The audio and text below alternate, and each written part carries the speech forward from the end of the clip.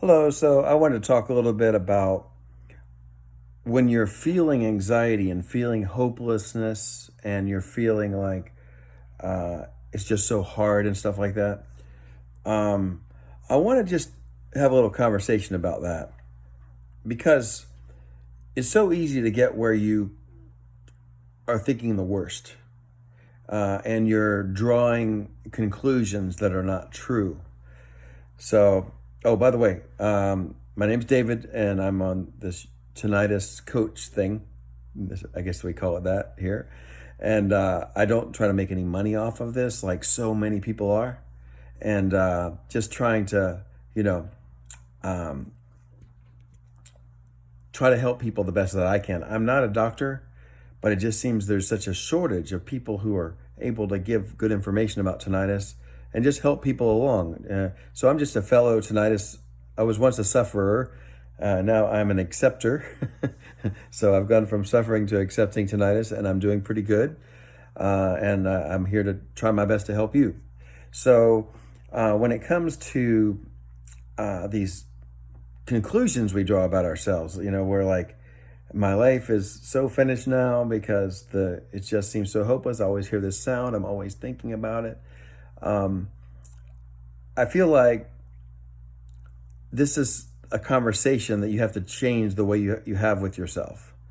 Uh, because when something so significant happens in your life, like this sound that just suddenly appeared that won't go away, it can really change the programming of your brain so quickly. And then it feels like things are so hopeless. And then the brain is so powerful. Like it's able to get really into a bad place if you teach it to do that. So we have to teach it not to do that and change to a better way of thinking. And I want to sort of just kind of have a conversation with you about that. Think about like somebody maybe from your past or maybe even now, where they have, at least in your mind, is a crazy religion. They have these just really crazy religious ideas. Or maybe it's something about UFOs or something about some kind of conspiracy theory in the government or something like that, where they just have these crazy ideas. But think about just how real it is to them. They really believe it, don't they? So I just want to bring that out because we do that to ourselves in a different way. And sometimes with tinnitus, where we believe that we have reached this place that is just such a terrible low point that we cannot crawl out of no matter what, and this sound is never going to go away, and it's hopeless.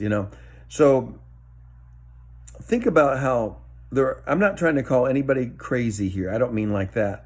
But just think about how other people who have gotten to an extreme place in their thinking.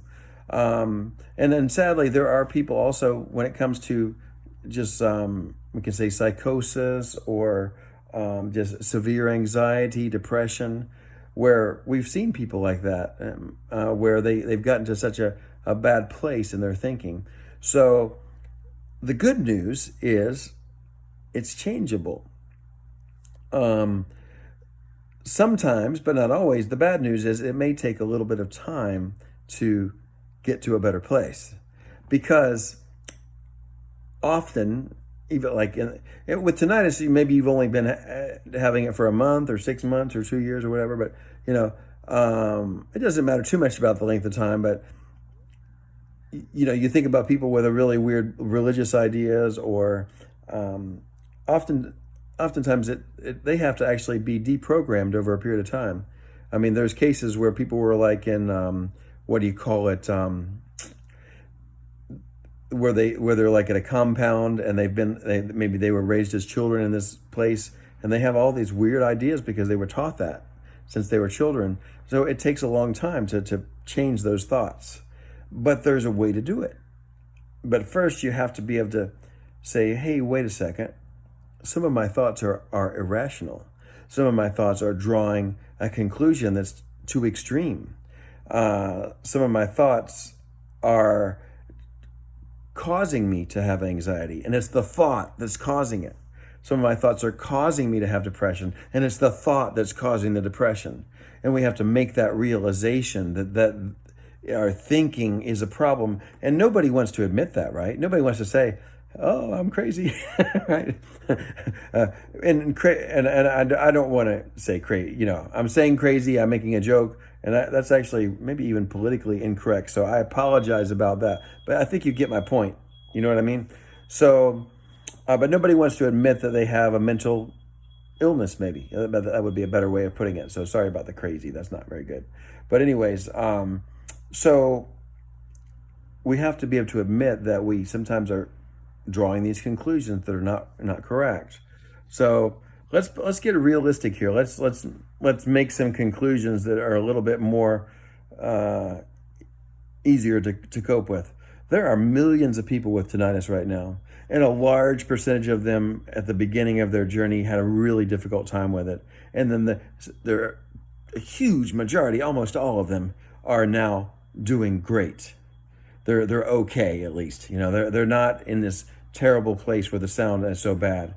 And then knowing that, we also have to just make sure we're safe. Go to the doctor, find out.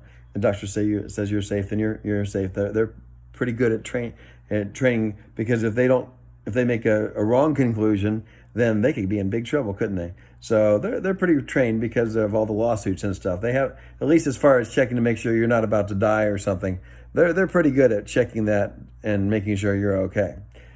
So check that out.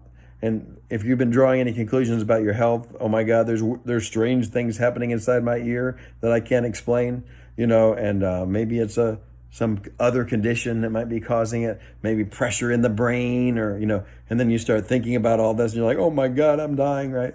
And, maybe it's not true, but find out, and then it's hopeless, I'm going to have all this sound all my life. Well, it doesn't have to be that way. You can get to the point where you don't notice it. And it seems almost impossible when you're in the moment of really experiencing it.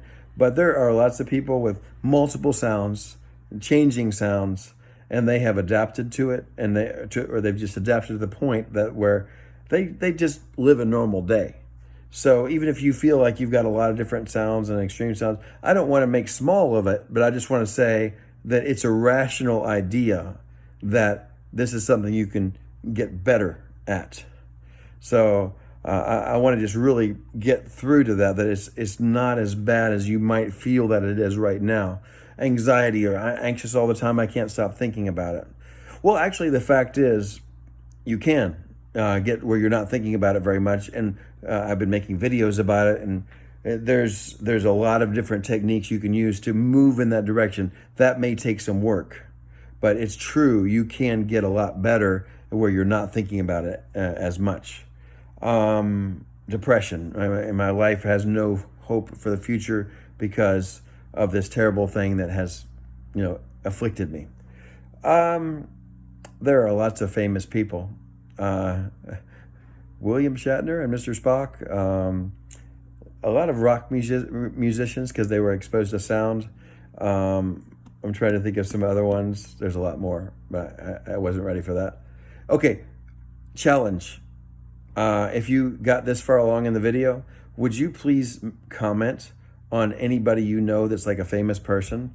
I think Barbara Streisand is one that I haven't named yet, that has tinnitus and they're doing okay. The guy from Coldplay, the lead singer, has tinnitus. So it's not hopeless. You may be suffering now, but you can get to where you have a lot of things that you're excited about the future. And that's part of solving depression, is having a positive belief in the future. So when you notice yourself having these thoughts about how hopeless it is, you have to fight back. Wait a second. Yes, I can have a great future. I will find a way to do something that's worthwhile in my life, and I'm going to go do it. I'm going to make a list, and I'm going to do it tomorrow. Same thing with anxiety. It's just like, I can't stop thinking about, well, I'm going to make a list of things that I'm going to think about, and I'm going to go down them one by one and try to do them. Read a book. learn a language, sing a song, exercise. And I'm going to go down the list and I'm going to try my best to do those things so that I'm focusing on that and not focusing on the anxiety. So this is realistic. There are ways to get better even if you're in a bad place. So that is my video for today. And I've been having a pretty rough time in my own ways, which I won't get into, but I'm kind of enjoying it. Isn't that sort of a conflict? Maybe that's a way to think about things a little bit. You kind of have this big thing that you're fighting against, and maybe we'll have fun trying to get to a better place. We're going to keep trying and struggling and moving and doing things until you feel better, until you have confidence in yourself to handle it better. And maybe even where you get to where you're doing this thing called habituation. It's just a word, but just where you're in a better place and you know it because you did the work and you got better. So, okay, well, that's my video for today, and I will see you on the next one. Bye-bye.